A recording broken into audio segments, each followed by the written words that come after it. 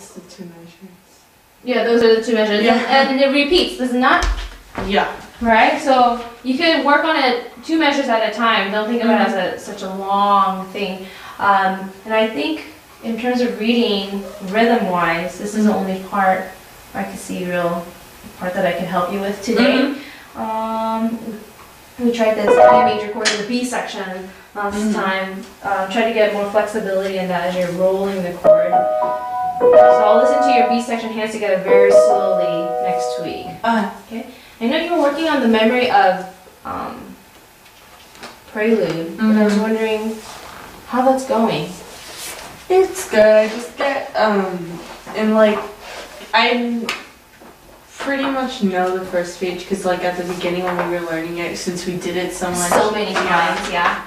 But like right more like here, it's Yeah. just like so many so this is the only part that it's just a little bit harder. Okay, so focus on just maybe the second page of the memories, because right now we just need to bring up that second page a little bit to where it needs to be. And in terms of articulation, right now you're using the pedal, right? But I want you to have a good idea of what Bach intended or what Bach was really dealing with that during his time period. Have you heard of the harpsichord instrument?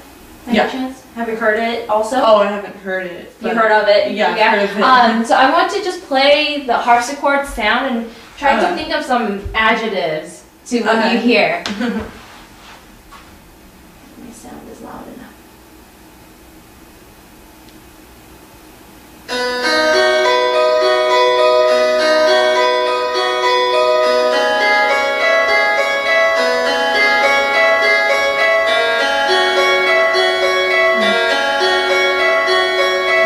The middle section. You just get like a nice idea of what's going on with the harpsichord. So I'll stop that now. Then we got a good sample of it. How would you describe the sound? Well, it sounds like a mix of a banjo and a piano. Oh, I love your description! Banjo! I want to hear like bluegrass now. Good. Actually, the harpsichord, the instrument right now, the piano, it's an instrument where the hammer is hitting the strings, so we're hearing actually a ring tone, right? So it's a percussion and a string instrument. But the harpsichord, the strings were plucked. So that's like the banjo effect you're getting. And if you noticed, also, I'll play a little bit more of it. The sound decays so much quicker. Yeah. As soon as they play, it just dies down. So I'll play just a little bit of it and listen to the decay. It almost seems like each note is accented. Yeah. Because it decays so quickly. Right now, let's listen to like a modern version, and you'll also notice the dynamic is a little bit quicker. And notice this pianist, Sokolov, he actually. There's a little bit of a staccato texture, and I don't know, maybe he tried to make a similar correlation to harpsichord now. Right? And have you heard of Glenn Gould by any chance, pianist? Glenn Gould? G-O-U-L-D. It looks like wood, but with a G. His interpretation is sometimes criticized, but sometimes loved. I want you to listen to a little bit of his. It's like hopscotch. Yeah. So, I mean, I just wanted to give you a good idea. And there's one more that I listened to and I was like, oh my goodness, this person has so many dynamic contrasts, which I think could be helpful for you, because that's what we want to also try to do as we memorize. You know how in each measure before, each measure repeats, right? Two times. He actually adjusts each measure with a dynamic level. So listen for that.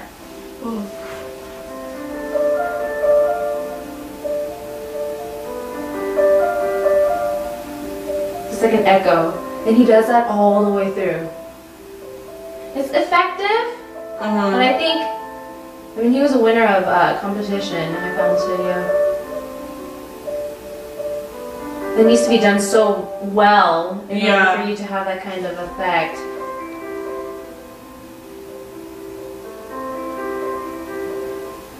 So just to give you some ideas, as you're practicing through this, you could listen to. I'll send it to you if you need to. He makes it like slower at the softer part. Oh, you noticed that yeah, too. Yeah, like it kind of stops and then continues. Right. I wonder what kind of effect that creates. Yeah. Right. If you slow down just a little, maybe it anticipates the next sound just a little bit.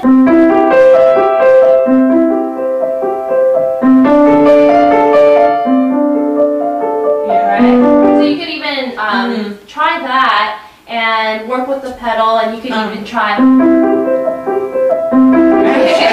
Yeah, try to do that. Do a little bit of that. Let's go on to this right before we close. Is it in here?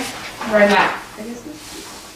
So what were we thinking about last week? I keep dropping your folder. I'll get it. What was your focus this week after our discussion? The cherry. Yeah. Because I had for example, it seemed like I would go lighter. So you want to find some balance? Yeah. Okay, so I'll look out for that also as you play.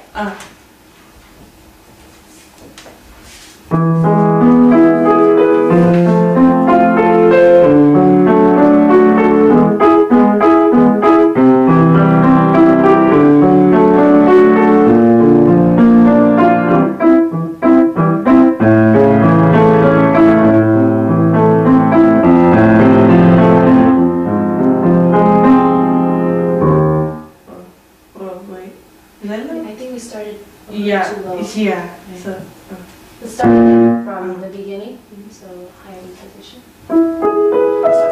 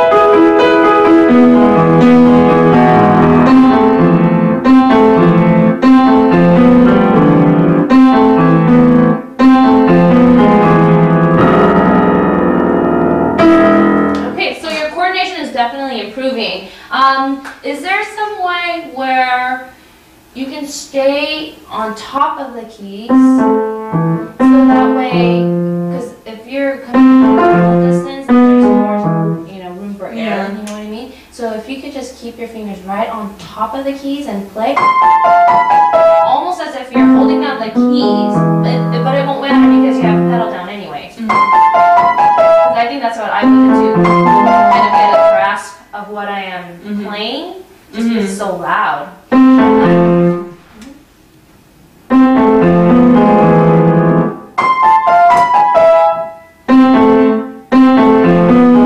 Right, so try to stay right on top.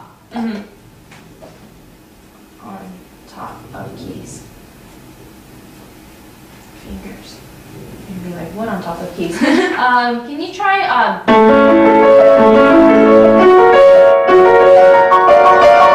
and then we talked, I heard a little bit of that, but do a lot more of the left-hand coloring. And especially here. This is where the Pegasus is really trying to get a good grasp of where they're flying to. Start, somewhere here. What did I write? piano. Right, so we could.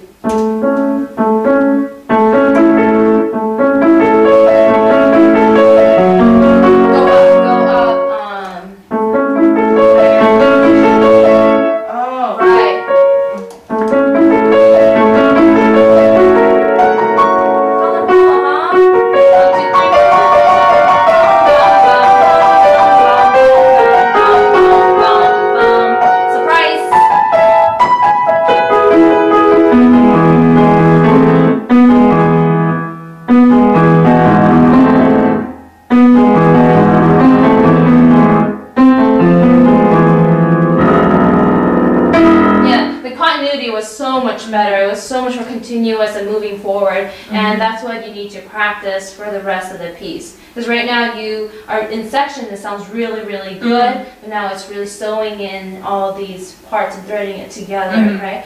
So the tempo you're playing is okay, but you also have to now start pushing your tempo, so that way we get that, you know, edgy kind of presto sound.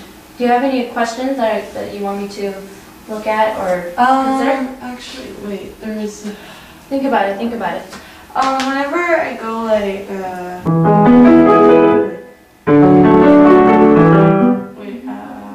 is this a good example? Maybe on the A? It's like a specific. Oh, a specific one. Oh yeah. Sometimes I go like. What is that? B flat, B flat. And then I put this one here. I see. So. Maybe. Try this. Try blocking it. So practice blocking and being able to jump to it immediately. So don't expect it too fast too soon. 1, 2, 3, 1, 2, 3, 1, 2, 3, 1, 2, 1, 2, 1, 2, 1, 1. Try 1, 2, 3. 1, 2, 3. 1, 2, 3. 1, 2, 3. 1, 2, 3. Let's try that one more time. I see your thumb actually extending to play the B flat. 1, 2, 3. 1, 2, 3. 1, 2, 3. Now 2 counts. 1, 2. 1, 2. 1, 2. 1 count. 1, 1, 1. So you could improve by doing that in any situation. Okay, does that kind of help? Yeah. Great. Yeah, I really like this one. I just want you to play it out there so fast and then give us something to focus to right there. Okay.